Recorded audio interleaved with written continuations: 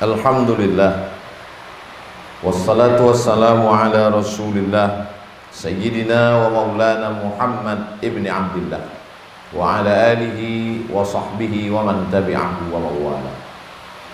Ashhadu an la ilaha illallah wahdahu la sharika lah, wa ashhadu anna sayyidina Muhammadan abduhu wa rasuluh la nabiyya ba'dah.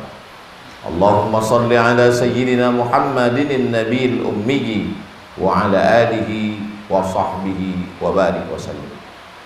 Qala Allah Ta'ala fil Qur'anil azim wa huwa asdaqul qailin. A'udzu billahi minasy syaithanir rajim. Ya ayyuhalladzina amanu taqullaha haqqa tuqatih wa la tamutunna illa wa antum muslimun. Wa qala ta'ala fi ayatin ukhra.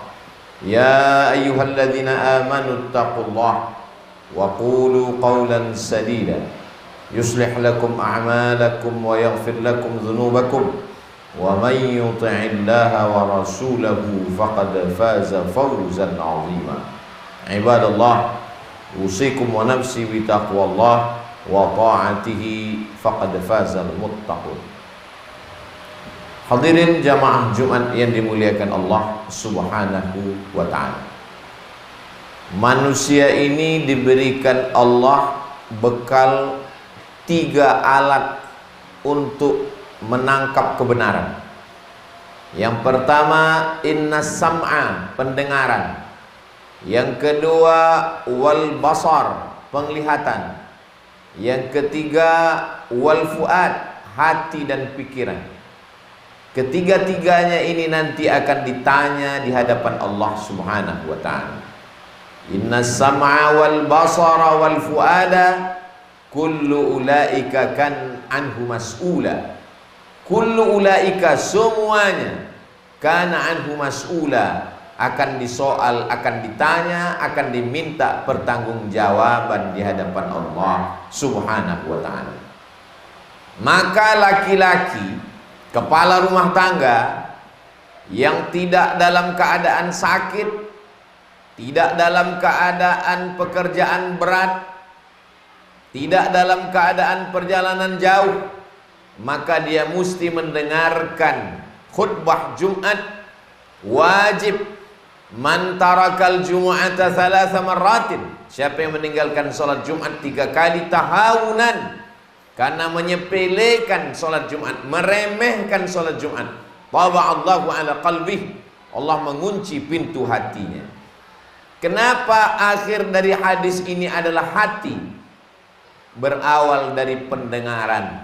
Mendengar saat khutbah Jumat, 3 kali tidak mau mendengar khutbah Jumat, taba'allahu ala qalbih, dikunci pintu hati. Mengapa tidak dikatakan dipekakkan telinganya? Karena telinga tetap mendengar, tapi tidak sampai ke hati. Semuanya dalam Islam ini adalah hati. Ala fil jasadi mudghah, ketahuilah di dalam badan tubuh jasad ada segumpal, ada sekepal. Idza salahat salahal jasadu kulluh, kalau yang segumpal itu sehat, yang lain ikut sehat. Wa idza fasadat, kalau dia rusak, kalau dia sakit, fasadal jasadu kulluh, yang lain ikut menjadi rusak. Ala wahiyal qalb, dia adalah hati.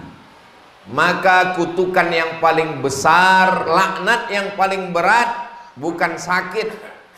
Dulu sebelum Islam datang, orang menganggap penyakit itu laknat. Setelah Islam datang, boleh jadi dengan sakit dosa diampuni, boleh jadi dengan sakit dapat pahala sabar, boleh jadi dengan sakit dapat pahala ridha. Laknat terbesar adalah ketika pintu hati terkunci. Maka dikatakan summum bukmun umyun, peka, tuli, bisu, buta. Efek dari apa? Khatamallahu ala qalbih, kalau hati sudah terkunci. Di hari yang penuh dengan keberkahan, hari Jumat, hari Allah Subhanahu wa ta'ala, kita diminta untuk banyak bersolawat. Kita masih diberikan telinga untuk mendengar, yang tujuannya adalah menghidupkan hati. Hati, kalau mata tugasnya melihat dan memandang, kalau telinga tugasnya mendengar, maka hati adalah merasa. Pandai-pandai merasakan perasaan orang lain. Kita sudah melewati nisfu Sya'ban. Sekarang di ujung Sya'ban. Ketika Nabi Shallallahu Alaihi Wasallam paling banyak berpuasa di luar Ramadan itu di bulan Sya'ban. Mengapa? Aisyah bertanya. Jawabannya, dzaka syahrun yaghfulu anhu katsirun minan nas. Itulah bulan yang banyak dilupakan orang. Ketika orang banyak lupa, kita ingat, maka kita punya nilai lebih dari orang lain. Mengapa tahajud itu punya nilai lebih? Karena banyak orang tidur, orang lupa, kita tetap ingat. Mengapa amal bulan Sya'ban itu lebih? Karena banyak orang lupa dan Nabi Muhammad Sallallahu Alaihi Wasallam ingat. Ingat itu letaknya di hati dan pikiran. Tugas telinga mendengar, tugas mata melihat dan memandang. Yang didengar oleh telinga sampai ke hati, yang dilihat oleh mata sampai ke hati. Menghidupkan hati dengan banyak mendengar dan banyak melihat. Wa idza quri'al Qur'an, kalau Quran dibacakan fastami'u lahu, dengar baik-baik. Kenapa disuruh mendengar? Fastami'u lahu wa ansitu la'allakum turhamun, supaya turun rahmat Allah. Apa tanda rahmat Allah itu turun? Hati menjadi hidup. Bukan berarti orang yang pandai membaca Quran, menulis Al-Quran, itu cara, jalan, wasilah. Tujuan dari semuanya adalah bagaimana hati itu hidup, bisa merasa. Tanda mata terbuka, bisa melihat. Tanda telinga mendengar, berfungsi, masuk dia ke dalam lubuk hati. Maka ketika orang sudah mengaku beriman, apa tandanya? Hatinya mudah merasakan perasaan orang lain. Maka puncak iman dalam Islam, la yu'minu ahadukum, kamu belum beriman. Kalaupun kamu beriman, imannya belum sempurna. Hatta yuhibba li akhihi, sampai kau bisa merasakan perasaan saudara. Ma yuhibbu li nafsihi, sama seperti yang dia rasakan. Kalau saudara saya itu lapar, maka bagaimana rasa laparnya? Dirasakan dengan puasa Senin Kamis. Sedikit-dikitnya puasa Ayyamul Bait 13, 14, 15. Lebih banyak lagi puasa Nabi Daud alaihissalam. Yasumu yauman wa yuftiru yauman, puasa sehari dan makan sehari. Dan ada puasa yang sangat panjang, Syahrul Ramadan alladzi unzila fihi al-Qur'an, merasakan perasaan orang lain. Karena lapar tidak bisa didefinisikan dengan kata-kata. Lapar itu mesti dirasakan. Bagaimana rasanya lapar? Tahanlah makan dari mulai terbit fajar azan subuh sampai terbit rona merah azan maghrib. Saat lapar sudah menyentuh ke tangkai jantung, menyentuh lambung, menyentuh hati, maka insya Allah ringan tangan berbagi. Begitu Allah Subhanahu wa ta'ala menyadarkan manusia supaya dia bisa merasakan perasaan orang lain. Idza amma ahadukum, kalau kamu menjadi imam, falyukhaffif, ringankan bacaannya. Mengapa imam disuruh meringankan bacaan? Karena di antara makmum itu fihi mussaghir, ada anak kecil, wal kabir, ada orang tua renta yang tak tahan tegak lama, wadzul hajati, ada orang-orang yang ada hajat, ada keperluan. Itulah mengapa ketika sholat sendirian tahajud malam, Nabi sholat sepanjang-panjangnya. Dalam hadis yang diriwayatkan oleh Sayyidatuna Aisyah radhiyallahu anha, hatta tatafattara qadamahu, sampai bengkak kedua kakinya. Lalu Nabi ditanya oleh Sayyidatuna Aisyah, lima fa'alta hadza ya Rasulullah, mengapa engkau melakukan ini ya Rasulullah? Laqad ghafarallahu laka ma taqaddama min dzambika wa ma ta'akhkhar, dosamu yang lalu, yang sekarang, yang akan datang sudah diampunkan Allah Subhanahu wa ta'ala. Apa jawab Nabi? Afala akuna abdan syakura. Aku ingin menjadi hamba Allah yang bersyukur.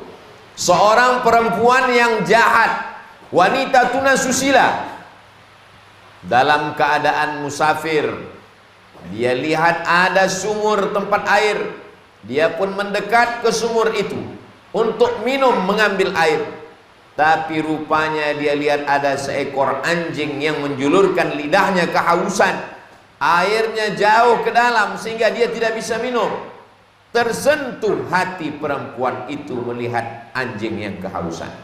Lalu dia ambil air sumur itu dengan sepatunya yang kotor, dia berikan kepada seekor anjing. Empat makhluk ini semuanya kotor. Perempuan ini kotor, jahat, wanita tunasusila. Anjing itu pun juga kotor. Tempat sepatu, tempat air, mengambil air sepatu itu juga kotor. Diberikan kepada binatang yang kotor oleh manusia yang kotor. Tapi Nabi mengatakan perempuan itu diampunkan Allah dosanya. Mengapa? Apa amal dia? Amalnya adalah amal hati, merasakan perasaan makhluk Allah yang kehausan. Ini bukan ajaran Nabi Muhammad SAW. Ini cerita tentang Bani Israel, umat sebelum Nabi Muhammad, yang diceritakan oleh Nabi Muhammad SAW sebagai iktibar pelajaran kepada kita. Mendengar kisah itu, sahabat bertanya, apakah perbuatan baik kepada binatang itu dianggap pahala ya Rasulullah? Apa jawab Nabi? Fi kulli kabidin ratbin sadaqah. Dalam setiap hati yang basah ada nilai sedekah. Apa maksud hati yang basah? Makhluk hidup. Walaupun berbuat baik kepada makhluk hidup, binatang itu haram, tapi kalau itu memberikan kebaikan, maka dia bernilai baik di hadapan Allah Subhanahu wa ta'ala. Kalau merasakan perasaan hewan saja pun dapat pahala, bagaimana dengan merasakan perasaan orang yang beriman? Hari ini kita tidak kekurangan orang yang sholat di masjid. Masjid banyak, penuh, jamaahnya ramai, melimpah ruah. Hari ini kita tidak kekurangan jamaah haji dan umrah. Jamaah haji menunggu kuota 20 tahun. Jamaah umrah penuh airport setiap hari, tidak pernah kosong. Kita tidak pernah kekurangan jamaah zikir, Maulid Nabi, Isra Mi'raj, Tabligh Akbar, penuh semuanya, tanah lapang dan stadion. Kita hari ini krisis kekurangan orang yang pandai merasakan perasaan orang lain. Itulah perlunya kita mengasah. Bagaimana cara menghidupkan rasa ini? Paling tidak Nabi mengajarkan ada 5 cara. Yang pertama, at-tafakkur sa'ah, bertafakkur sesaat, merenung sejenak, waqfah ma'an nafsi, berhenti. Itulah mengapa kita disuruh bangun malam untuk merenung. Siang kita terlalu sibuk, belum lagi selesai satu pekerjaan, datang pekerjaan yang lain. Semakin canggih alat telekomunikasi, semakin sibuk pikiran kita, sampai kita tidak sempat merasa. Jangankan merasakan perasaan orang lain, merasakan perasaan kita sendiri pun kita tidak pernah. Kenapa? Karena terlalu sibuk. Maka di tengah malam, wa minal laili fatahajjad, bangunlah di tengah malam. Apa sebetulnya isi daripada sholat? Sholat itu adalah khusyuk. Khusyuk itu adalah kesadaran. Kesadaran itu adalah perenungan. Di dalam sholat kita disuruh, inna sholati wa nusuki wa mahyaya wa mamati lillahi rabbil alamin. Maka kita merenung sejenak. At-tafakkur sa'ah, berpikir sesaat, khairum min qiyami laylah, lebih baik daripada tahajud sepanjang malam. Jadi kalau kita mau hidup rasa ini, maka kita bertafakkur, berpikir sesaat. Yang kedua, kita diperintahkan merasakan perasaan orang lain, maka berpuasa sunnah, mengqadha puasa yang tinggal. Idzan tasafa Sya'ban fala tasum, Kalau sudah masuk bulan Sya'ban jangan puasa lagi. Kalau sudah lewat nisfu Sya'ban jangan puasa sunat. Maksudnya tidak boleh puasa sunat bagi orang yang memang belum terbiasa puasa sunat karena sudah lewat nisfu Sya'ban. Tapi bagi orang yang mengqadha puasa yang tinggal, walaupun sudah lewat nisfu Sya'ban, di akhir Sya'ban tetap boleh. Kenapa? Mengganti puasa yang tinggal. Dilanjutkan dengan puasa Ramadan, tujuannya adalah merasakan perasaan orang lain. Yang ketiga, bagaimana cara kita merasakan perasaan orang lain? Datang seorang yang hatinya keras, lalu kemudian kata Nabi, kalau kau ingin melembutkan hatimu, at'imil masakin, kasih makan orang miskin, wamsah ra'sal yatim, usap sapu kepala anak yatim. Kita hanya memberi makanan, kita transfer, bagus, tapi kita tidak mendapatkan sunnahnya. Kita belikan nasi, kita bawa ke panti asuhan, bawa anak istri, jalan-jalan ke danau, ke mall, ke tempat yang bagus, tidak salah. Tapi sekali-sekali pergi ke panti jompo, pergi ke panti asuhan, usap kepala anak yatim, belikan makanan yang sama dengan yang kita makan. Itu salah satu cara menghidupkan hati kita sesuai yang diajarkan oleh Nabi Muhammad sallallahu alaihi wasallam. Yang keempat, bagaimana cara menghidupkan hati ini? Hati ini akan hidup kalau dia makan makanan yang halal. Sepiring makanan yang halal berubah menjadi setetes darah. Setetes darah akan masuk ke dalam jantung. Jantung menghembuskan darah yang halal. Itulah akan menyembur ke mata. Mata melihat yang halal. Lalu ke telinga. Telinga mendengar yang halal. Kenapa ada orang tidak tertarik mendengar yang halal, melihat yang halal? Karena pikirannya dipenuhi oleh darah yang haram. Nasiyatin, ubun-ubun. Kadhibatin, pembohong. Khati'atin, penjahat. Kenapa ubun-ubunnya pembohong, ubun-ubunnya penjahat? Padahal yang bohong lidah, yang jahat kemaluan. Tapi kenapa dalam ayat ini dikatakan ubun-ubun?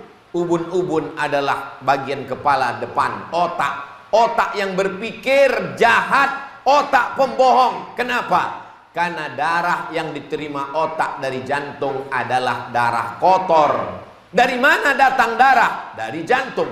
Jantung dapat darah dari mana? Dari makanan. Kulu, makanlah min thayyibat, yang baik-baik. Kalau mau berpikir baik, merenung baik, hati baik, jangan kasih makan haram. Makanan haram menghijab kita dari merasakan perasaan orang lain. Kenapa ada orang kaya yang kikir, bakhil, pelit, tidak pernah ada rasa kasih sayang dalam hatinya? Salah satu penyebabnya adalah karena terlalu banyak makan haram. Kenapa ada penguasa zalim, aniaya, tak memikirkan orang lain? Di antara penyebabnya adalah karena makan haram, menyebabkan hati hitam, menyebabkan pikiran hitam. Kalau sudah hati gelap, pikiran gelap, mata gelap, telinga tak mendengar. Kalau sudah telinga tak mendengar, mata tak melihat, maka kata Allah, ulaika, mereka itu, qulubun la yafqahuna biha, punya hati tapi tak dapat merasakan perasaan orang lain.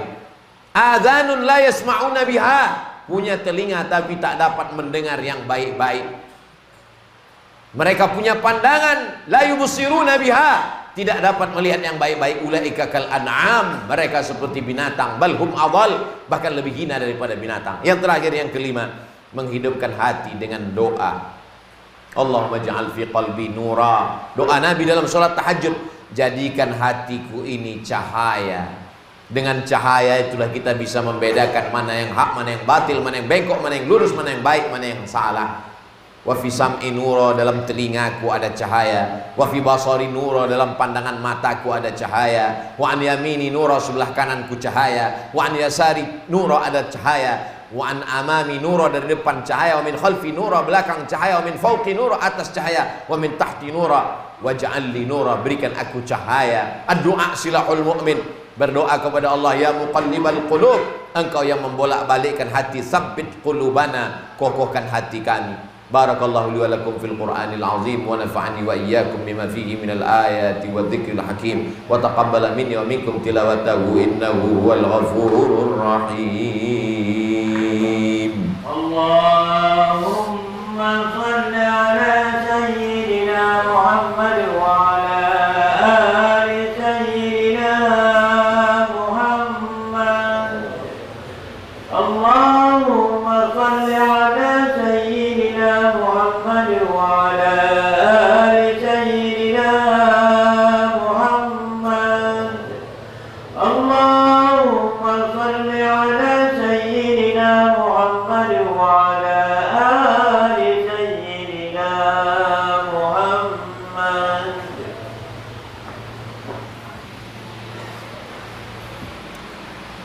Alhamdulillahilladzi bi ni'matihi tatimmus shalihat, wassalatu wassalamu ala sayyidis sadat wa ala alihi wa ashabihi ahlil fadail wal karamat. Asyhadu an la ilaha illallah wahdahu la syarika lah wa asyhadu anna sayyidina Muhammadan abduhu wa rasuluh wa safiyyuhu min khalqihi wa khaliluh, addal amanah wa ballagha ar-risalah wa nasaha lil ummah wa tarakana 'alal mahajjatil bayda lailuha kanahariha la yazighu anha illa halik. Allahumma salli ala sayyidina Muhammadin an-nabiyil ummi wa ala alihi wa sahbihi wa barik wa sallim. Qala Allah ta'ala fil Qur'anil azim wa huwa asdaqul qailin. A'udzu billahi minasy syaithanir rajim. Bismillahirrahmanirrahim. Wal 'ashri innal insana lafi khusr illa alladhina amanu wa 'amilus shalihat wa tawassaw bil haqqi wa tawassaw bis sabr. Wa qala ta'ala fi ayatin ukhra, inna allaha wa malaikatahu yusalluna 'alan nabi ya ayyuhalladzina amanu sallu 'alaihi wa sallimu taslima. Allahumma ighfir lil muslimina wal muslimat wal mu'minina wal mu'minat al ahya'i minhum wal amwat bi rahmatika ya arhamar rahimin. Allahumma a'izzal islam wal muslimin wahdhuril kafarata wal musyrikin wa dammir a'da'aka a'da'ad din. Allahumma ansur ikhwanana al mujahidin fi Falastin. Allahumma dammir a'da'aka wa shattit shamlahum wa farriq jam'ahum waj'al kaidahum fi nuhurihim ya rabbal alamin. Allahumma ij'al hadzal balada baladan amina. Allahumma dafa'na al-ghalaa'a wal wabaa'a wal fahsyaa'a wal ribaa'a waz zina wal munkar was-suyufal mukhtalifata wasyada'ida wal mihan ma dhahara minha wa ma batan min baladina hadza khassah wa min buldanil muslimina 'amma. Ibadallah, usikum wa nafsi bi taqwallahi wa ta'atihi faqad fazal muttaqun. Innallaha ya'muru bil 'adli wal ihsan wa ita'i dzil qurba wa yanha 'anil fahsya'i wal munkari wal baghi ya'udzukum la'allakum tadhakkarun. Fadhkurullaha al-'azima yadhkurkum was'aluhu min fadlihi yu'tikum wa ladhikrullahi akbar wallahu ya'lamu ma tasna'un. Aqimis shalah.